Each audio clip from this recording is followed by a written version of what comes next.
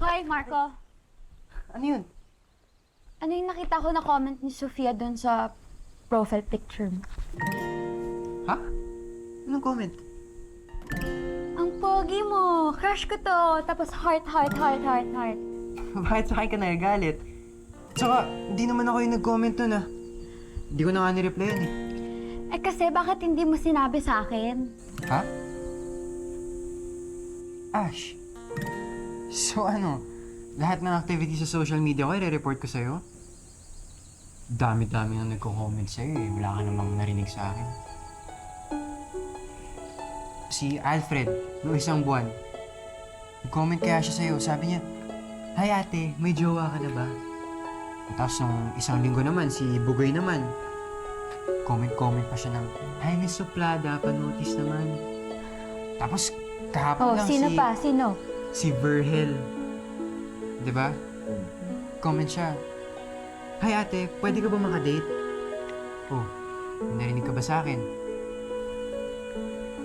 Sa akin, isa lang nag-comment, nagagalit ka. Hindi kasi, si Sofia, kilala ko yun mismo. Eh, yung mga nagko-comment sa akin, hindi ko naman kilala. Tapos, taga-malalayo pang lugar yun.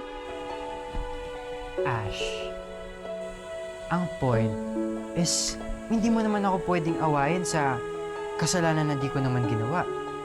Tsaka, wala naman akong ginagawa na makakasakit sa'yo ah. Sorry na.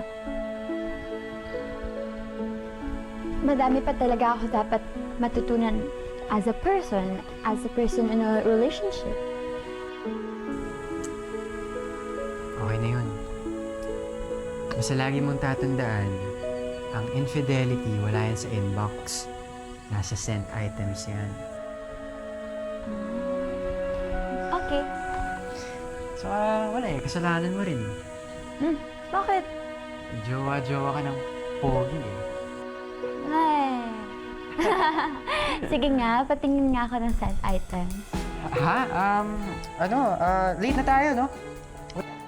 La, sige! Sige!